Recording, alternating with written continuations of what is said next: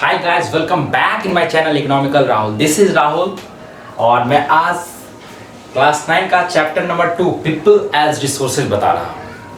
इससे पहले समझेंगे, पिछले क्लास में मैं बताया था द विलेज ऑफ पालमपुर में कि फैक्टर ऑफ प्रोडक्शन 4 होता है। क्या क्या होता है आपको याद होगा अगर आप मेरा वीडियो देखे होंगे तो।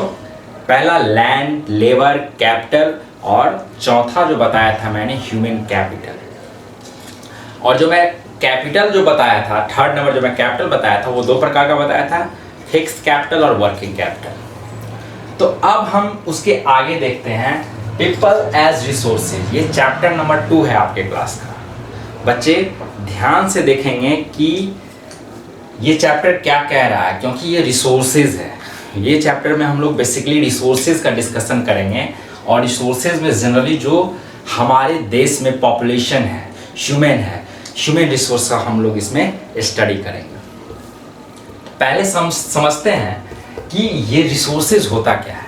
आपके मन में आता होगा ये रिसोर्सेज होता क्या है। ऐसे तो आप ज्योग्राफी में भी रिसोर्सेज पढ़े होंगे, natural resources, renewable resources, non renewable resources. तो अब ये रिसोर्सेज, पहले ये समझिए रिसोर्सेज क्या होता है। तो हम बेसिकली पहले डेफिनेशन आपको बता रहे हैं, supply of something that is available for use. हमारे इकोनॉमी में, इकोनॉमी का मतलब होता है हमारे देश में, एक इकोनॉमी को हम लोग एक कंट्री भी कह सकते हैं, एक हिंदी में जिसको हम लोग देश कहते हैं कह सकते हैं। उसी प्रकार जो हमारे इकोनॉमी में सप्लाई गवर्नमेंट के थ्रू हो रहा है और उसका यूज हम लोग करते हैं, that is called resources. Resources generally 3 प्रकार में कैटेगराइज किया गया है। पहला कौन? नेचुरल रिसोर्सेज, दूसरा कैपिटल रिसोर्सेज, तीसरा ह्यूमन रिसोर्सेज। तो पहले समझेंगे ये नेचुरल रिसोर्सेज क्या होता है। नेचुरल रिसोर्सेज का मतलब ये होता है कि जो नेचर के द्वारा यहाँ पर ऑर्गेनाइजेशन हुआ है, ऑर्गेनाइज्ड हुआ है, फॉर्मेशन हुआ है। जैसे लैंड हो गया, वाटर हो गया, फॉरेस्ट हो गया, रिवर हो गया, this all are the natural resources. Second, capital resources. Capital resources का मतलब क्या होता है? जितने हम लोग कोई भी प्रोडक्शन करने में जो चीज़ का हम लोग उपयोग करते हैं, जैसे बिल्डिंग का उपयोग करते हैं, मशीन का उपयोग यूज करते हैं, टूल्स का यूज करते हैं, this all are the capital resources. समझ गए? And the last one is human resources. Human resources में पर क्या आता है? Population. Generally in our country there are 121.03 crore, जो कि 2011 सेंसस के मुताबिक है हमारे देश का पॉपुलेशन। तो those population are the human resource, those population are the part of human resources. समझ गए? और यही ह्यूमन रिसोर्स के बारे में हम लोग स्टडी यहाँ पर करेंगे। तो सिंपल सा ह्यूमन रिसोर्सेज में क्या आता है पहले ये समझिए कि ह्यूमन रिसोर्सेज में आता क्या है। नाम तो ह्यूमन मतलब क्या होता है? आदमी होता है। समझिए, आदमी होता है। तो ये आदमी होता है यहाँ पे, तो ये आदमी पे पॉपुलेशन जितने आते हैं वो हो जाता है मेरा ह्यूमन रिसोर्सेज। तो एक बात में समझेंगे, ह्यूमन रिसोर्स का मतलब क्या होता है? पॉपुलेशन। याद रखेंगे, पॉपुलेशन। आगे बढ़ते हैं, इसको हम लिख देते हैं पॉपुलेशन। पॉपुलेशन आगे देखते हैं इसमें। अब ये जो ह्यूमन रिसोर्सेज का मतलब हम समझा दिए पॉपुलेशन। इसका अगर डेफिनेशन का बात करते हैं तो people are the part of workforce is known as human resources. अब देखेंगे ये वर्कफोर्स नया शब्द आ गया। वर्कफोर्स का जो पार्ट होता है उसी को हम लोग ह्यूमन रिसोर्सेज कहते हैं। जो पब्लिक वर्कफोर्स का पार्ट होता है उसी को हम लोग ह्यूमन रिसोर्सेज कहते हैं। अब यहाँ प्रॉब्लम हो गया, सर ये वर्कफोर्स कहाँ से आप ले आए? फिर ये प्रॉब्लम आपको हो गया होगा। तो ये प्रॉब्लम को हम 2 मिनट में दूर कर देते हैं। इससे पहला वर्ड वर्कफोर्स आया, दूसरा एक आता है लेबर फोर्स, जो कि हम यहाँ पे यूज तो नहीं किए हैं, लेकिन हम अगर बता देंगे ये तो ऑटोमेटिकली वर्कफोर्स आपको इजीली समझ में आ जाएगा। तो पहले समझेंगे ये वर्कफोर्स क्या होता है, पहले लेबर फोर्स क्या होता है। सॉरी, लेबर फोर्स पहले क्या होता है, उसके बाद वर्कफोर्स समझेंगे। लेबर फोर्स का मतलब हुआ वैसा पब्लिक जो पर यहाँ पर काम करने का इच्छा रखता हो और काम वो कर रहा हो या नहीं कर रहा हो। काम जो कर रहा है और नहीं कर रहा है, यानी वर्क यहाँ पर कर रहा है और नहीं कर रहा है, यानी उसको एम्प्लॉयमेंट है और अनएम्प्लॉयमेंट है। वो दोनों हो जाएगा लेबर फोर्स में। The people who are employed और unemployed is known as labour force. समझ गए? लेकिन वर्क फोर्स क्या होता है? वैसा पॉपुलेशन, वैसा पीपल यहाँ पे जो कि काम कर रहा हो, those population who are doing work here for the economy या फॉर द कंट्री। सिंपल सा बात है, people who are employed is known as work force. समझ गया? तो आप देखेंगे कोई पूछेगा वर्क फोर्स क्या होता है, the people who are doing job here, this is called work force, that is the part of human resources. वो किसका पार्ट हो गया? ह्यूमन रिसोर्सेज का। याद रहेगा वर्क फोर्स क्या हुआ? People who are employed is called work force, people who are employed और non employed is called labour force. समझ गए दोनों में डिफरेंस? अब उसी का पार्ट को हम लोग क्या कहते हैं? ह्यूमन रिसोर्स कहते हैं। अब यहाँ पे एक एसेट वर्ड आया है, एक लायबिलिटी वर्ड आया है। हम इसके बाद एक स्टोरी में समझेंगे, वो आगे हम बताएंगे। शकल और विलास का आपके एनसीईआरटी बुक में एक स्टोरी दिया हुआ है, उसके बारे में हम आगे समझेंगे।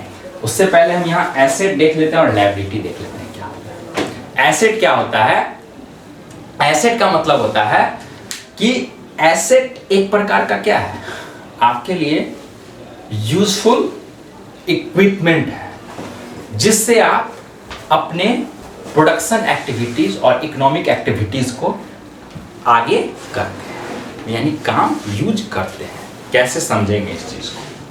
जैसे मैं यहाँ पे एक्सपेंशन ऑफ मार्केट बताया एग्जाम्पल के रूप में।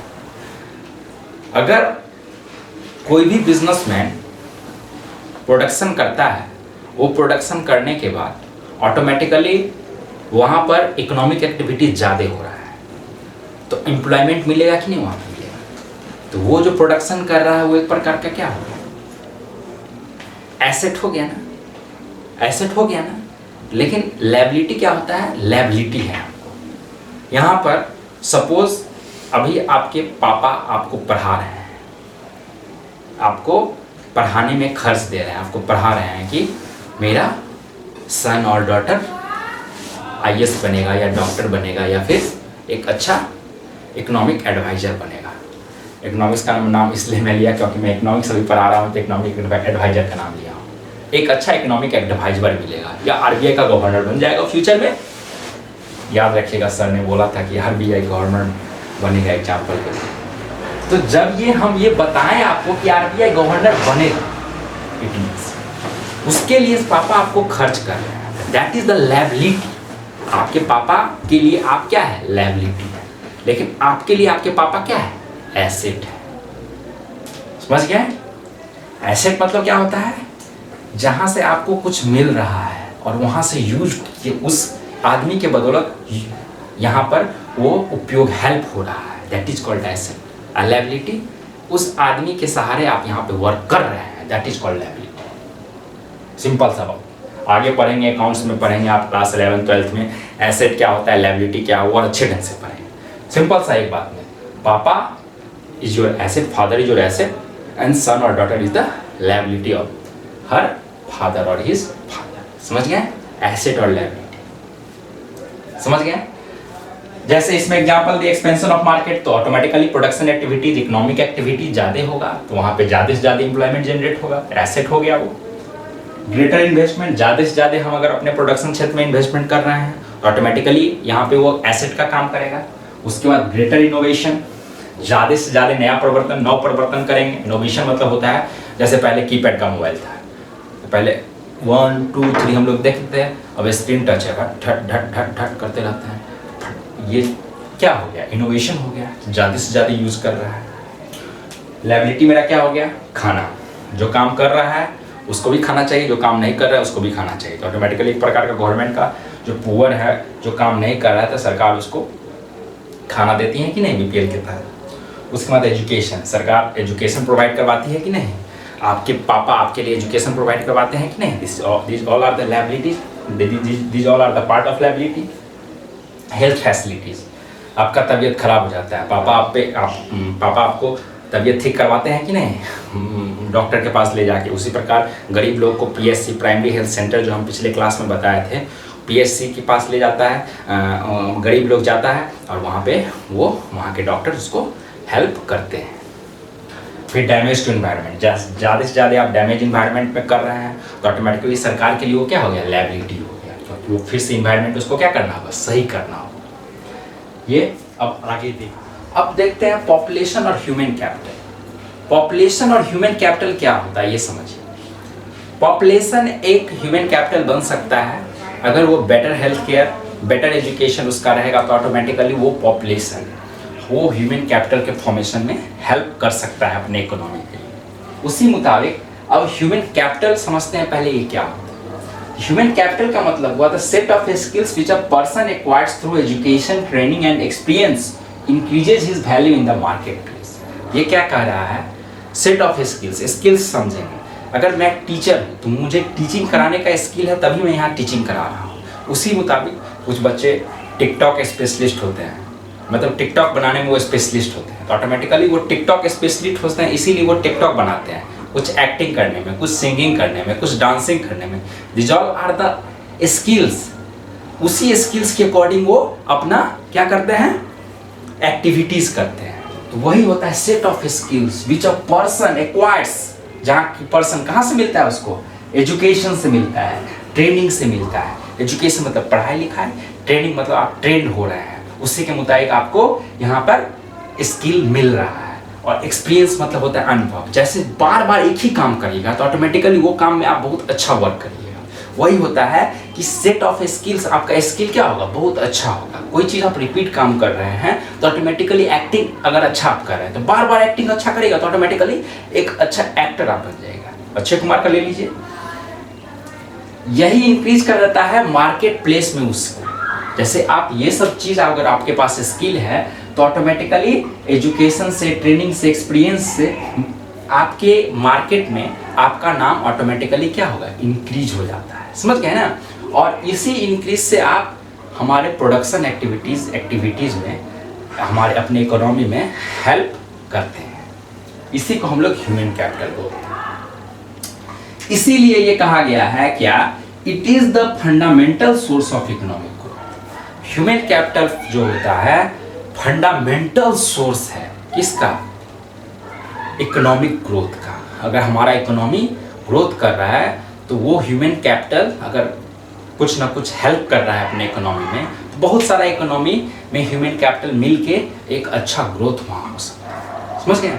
तो गवर्नमेंट ये सोचता है कि ह्यूमन कैपिटल को हम ज़्यादा से ज़्यादा स्किल यहाँ प्रोवाइड कर दें। कैसे, बेटर एजुकेशन देके, बेटर हेल्थ केयर फैसिलिटीज़ देके।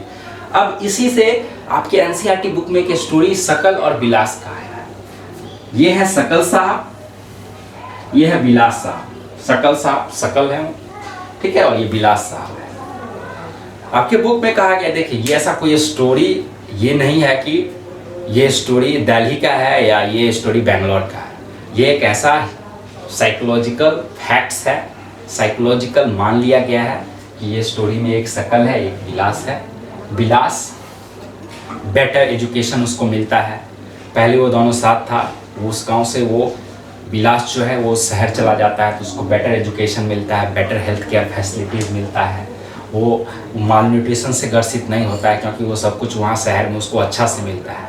लेकिन वही शकल है जिसको क्या होता है, गांव में रहता है, वो गरीबी से गुजरा रहता है। उसकी मम्मी वेजिटेबल ब्रॉसिंग का काम, फिश का और का काम करती है, बेचने का काम करती है। तो ये सब के कारण क्या है, वो पॉवर्टी से ही रह जाता है। अब उसकी मम्मी ये काम कर रही थी तो वो शकल भी वही काम करने लगा। तो क्या होता है, धीरे धीरे वो क्या होता है, माल न्यूट्रिशन से ग्रसित हो जाता है। माल न्यूट्रिशन से ग्रसित होने के कारण उसको बहुत सारे डिजीजेज हो जाते हैं। डिजीजेज होने के कारण वो अपने घर के लिए और अपनी मम्मी के लिए एक प्रकार का क्या हो जाता है, जब आपके पास पैसा नहीं रहेगा और आपको डिजीजेज हो जाएगा और आप उतना ही कमाते हो जितना आप आज खा सकते हो, तो ऑटोमेटिकली आप अपने के लिए बर्डन महसूस करोगे और इकोनॉमी के लिए भी बर्डन महसूस हो जाता है। इसी कारण ये जो शकल जी हैं वो विशियस साइकिल के पॉवर्टी में फंस गए हैं। यानी आपके पास पैसा उतना ही कमा रहे हो जितना आप खाना खा सकते हो, लेकिन आपको डिजीजेज हो गया, खाना भी सही ढंग से नहीं खा रहे हो, तो ऑटोमेटिकली आप पॉवर्टी के विशियस साइकिल में क्या हो गया, फंस गए। पॉवर्टी विशियस साइकिल कैसे फंसता है, और इसी साइकिल को हम लोग क्या कहते हैं इकोनॉमी में, विशियस साइकिल। VICIOUSCYCL, याद रखेंगे। विशियस साइकिल ऑफ पॉवर्टी क्या होता है? कोई भी गार्जियन ये सोचता है कि हम अपने बच्चों को बेटर एजुकेशन देंगे, ऑटोमेटिकली वो हमारे लिए क्या बन जाएगा? एसेट बन जाएगा, जो हम इससे पहले बताया।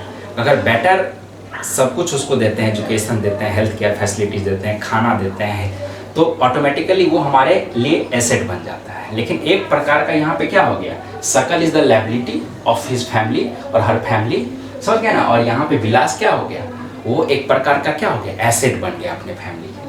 तो चूंकि वो गरीब था, गरीब के कारण वो क्या, किस चक्कर में फंस गया? विशियस साइकिल ऑफ पॉवर्टी के चक्कर में फंस गया, गरीबी के चक्र में फंस गया। लेकिन जो यहाँ विलास है, विलास को क्या शुरू से ही बेटर हेल्थ केयर, उसको फैसिलिटीज मिला, बेटर एजुकेशन मिला, हेल्दी किड्स था वो, तो ऑटोमेटिकली हमारा इकोनॉमी में क्या हो गया? बूस्ट हो गया। ऑटोमेटिकली ये सब चीज़ रहेगा तो हमारा इकोनॉमी में क्या होगा? क्योंकि सभी के पास यहाँ स्किल है, सभी जॉब कर रहे हैं, एम्प्लॉयड है, तो ऑटोमेटिकली प्रोडक्शन एक्टिविटीज़ हमारे देश में बहुत ज़्यादा हो रहा है।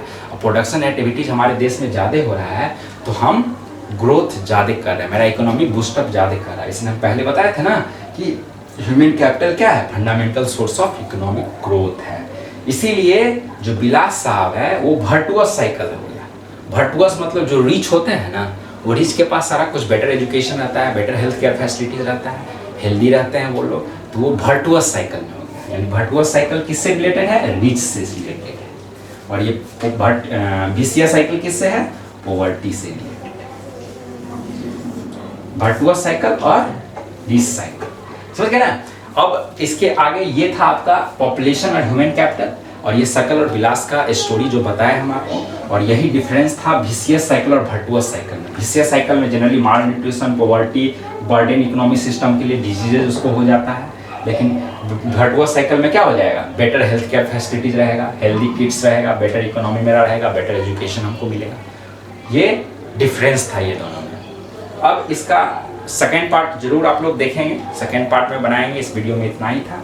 ये वीडियो को आप लोग लाइक, सब्सक्राइब और शेयर जरूर करेंगे देखने के बाद, अगर आपको ये अच्छा लगे तब। और याद रखिएगा नोटिफिकेशन बेल पर टर्न ऑन जरूर कर दीजिएगा, ताकि आपको आने वाले वीडियो आपको इजीली मिल सके।